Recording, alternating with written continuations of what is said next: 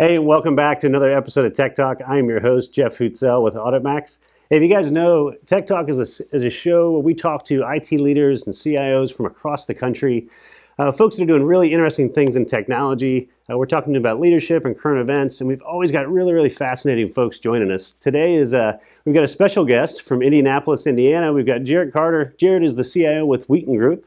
For those of you not familiar, Wheaton is a leading provider of household moving services throughout the U.S. They operate under 4 brand names: Wheaton World Wide, Bekins Van Lines, Stevens World Wide, and Arpin Van Lines.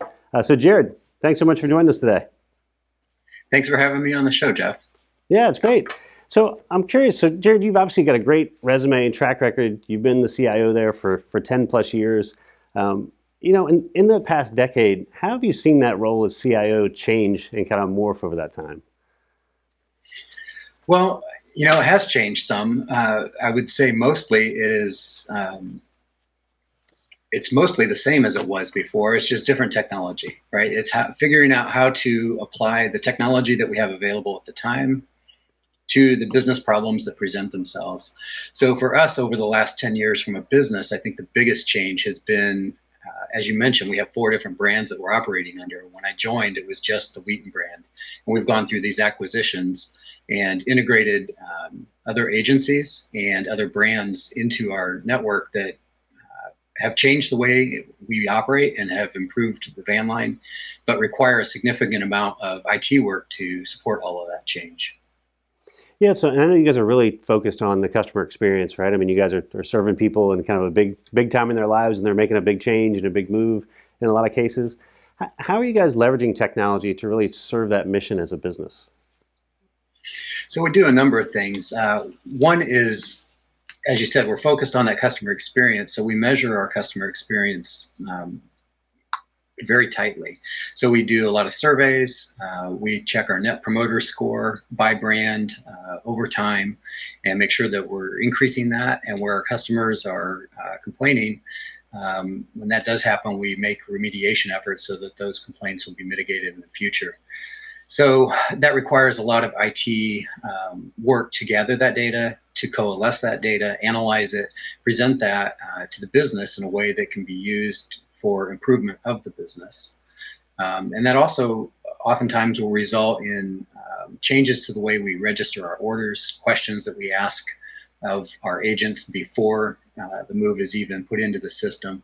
So there's a lot of changes that come as a result of direct feedback from our customers to the way our internal systems operate.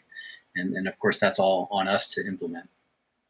Yeah, I think you said the key word there is kind of listening to your customers, listening to your clients, about what they really want. I mean, in a lot of cases in technology, we can do things just for technology's sake, but I think, it sounds like tying that into kind of the mission of the business and feedback you get from the customers has got to be critical for you guys. I mean, how has that changed during everything that's happened in the last 9-10 months in 2020?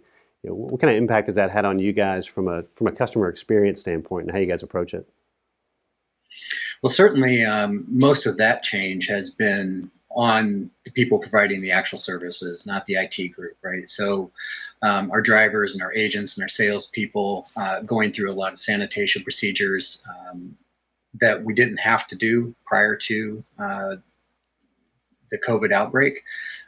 Certainly, we always took good care of cleanliness, but we brought it to a whole new level to support not just the cleanliness, but also the comfort of our customers, to make sure that they're comfortable with the things that we're doing. So most of that has been on our service providers themselves to implement that. It has resulted in some changes on our side on the IT to collect some data so that we can show that as a positive change to our customers, some of our national accounts and things like that. So being able to provide data about the providers who are going to be in their home, provide them with some materials so that they understand what's going to happen that might have been different if they had moved with us or another provider in the past. So there has been some changes there, but not a ton on the IT side. Yeah, I think you talked about just the pace of change a little bit earlier and how fast things are evolving and moving from a technology standpoint. It's tough to keep up. Every day there's kind of a new advancement, and a product that was state of the art a couple of years ago is now on version 3. It seems like a year later or 9 months later. How are you guys addressing that need? I know you're really focused on staying up to date with technology. You've also got a staff that you're working with and trying to keep the lights on, take care of the everyday business functions, but also, as you guys are looking to plan ahead and stay ahead of the curve, how do you address that and keeping your team up with new technology? Sure, that is really the big challenge for, I think, almost any organization of any longevity. And our company has been in business since 1945, and some of the companies that we acquired much longer than that. So we have a lot of IT that has been around for a long period of time, and you can't just deprecate that overnight like you might wish as a CIO. So I liken it to changing the engines out on an airplane while it's in flight. So we keep that old technology running, of course, but we're trying always to figure out what the new stuff is going to be. For us, it has been, how do we shift from the big iron that we've had in the back always to building more services in the cloud, specifically around microservices, and pulling pieces of that stuff that used to live on the big iron into the cloud, so it can be consumed in a variety of mechanisms, because not everything's all centralized like it was. So one of the big things that we've been working on lately is launching our first progressive web app, so that we didn't have to build a native app for a variety of platforms, something that would run on iOS or Android or Windows without modification on any of those platforms. So we're just on the cusp of rolling out our first version of that, and that will allow our estimators to go into a home and survey the house with a local device, and gather all of the data that they need to do a proper estimate in home. And that's going to be a big step forward for us, and wouldn't have been able to do that without some of the new cloud technologies that are available today. Yeah, and that's a big deal, right? I think that's, you go from an industry that's probably been a lot of paper and pencil, in the site, and in a long time for quote turnarounds and, opportunities for errors and mistakes. I got to imagine that's going to make a big impact for you guys, not just in the customer experience, but just from saving a lot of those issues in the back end and being able to leverage that data that you're getting back in a meaningful way. You talk about migrating and moving to the cloud a little bit. Are there certain investments you guys have made over the past few years that you feel like have really made a big difference and paid off big dividends to the company? When we first started playing with that, our first move was to transition one service that we had related to our phone system to the cloud to make it more available in case of outages on our local site.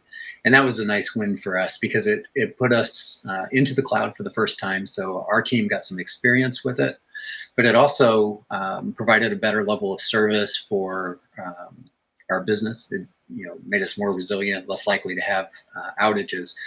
So that was a really nice entree for us. We just picked a small place that was relatively easy, and we just lifted and shifted that out of the data center and into the cloud, and that worked out really well. It's then been trying to figure out what pieces we can pull out in smaller chunks, into containers or services, and start shoveling those out. So one of the next things that we did was our developers themselves took their development environments off of their local hardware and into the cloud. And that provided some wins for us to be able to replicate development environments, back them up better, and has resulted in less downtime for our developers. And developers are expensive, and a day wasted rebuilding a development environment is awful. So we've had a lot fewer of those kinds of outages once we've moved those developers to their cloud development platforms, and that's also been nice. It's not a direct business benefit, but it does result in faster development times for the business. It's been nice. Sure. Well, I'm sure with everything going remote as quickly as it did, having those investments made, in years prior, and the team already being adjusted to using those technologies has made that process much less, intrusive or less an interruption to the business. So Jerrod, I always ask, kind of as we're wrapping up. Last question. We have a lot of people that are really getting started in their IT careers, that watch the show. They're always curious to talk to people about yourselves and understand, maybe you have some advice for them. Somebody that's kind of young and hungry and wanting to move up the ladder in their IT career. I mean, what advice would you give somebody in that position on the best way to kind of set themselves up for success? I think it was true when I went into this industry, and it's even more true today. And that's just that you've got to be a lifelong learner. Don't go out and say, I'm going to be a Python developer, or I'm going to be, an AI expert. or specifically AI expert in a particular kind of AI. It's the ability to learn, the constant curiosity for what's next, and how can I apply it. So, things that are coming out of research labs, I read about those a lot.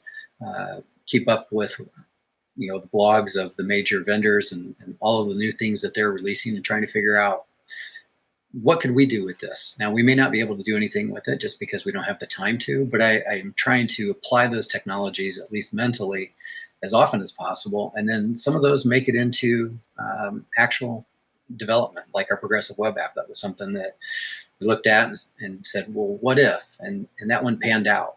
Not everything will, but we've got to be asking those questions pretty much all the time, or else we're going to miss something big. No, that's great. Yeah, Jerrod, I think just that mindset, like you said, just being a lifelong learner and always being curious is great advice out there. So, Jerrod, before we wrap up, where if people want to find out more about Wheaton Group, where's the best place for them to go learn more about you guys? So, any of our brand websites, so wheatonworldwide.com, bekins.com, arpin.com, stevensworldwide.com, all of those brand websites would really give you a good feel for what it is that we do. And if you need to move, obviously, we'd be happy to help you out with that. But also a little bit more about how we do business is in there as well. That's awesome. Well, Jerrod, hey, I can't thank you enough for getting up early and joining us this morning. We appreciate it. Thanks for being on the show. Thank you very much, Jeff. All right, great. Hey, and thank you guys for tuning in as well. If you like this interview and you want to find more like it, you can always visit auditmax.com or check out our podcast on Spotify at AuditMax Radio. Thanks so much. We'll see you next time.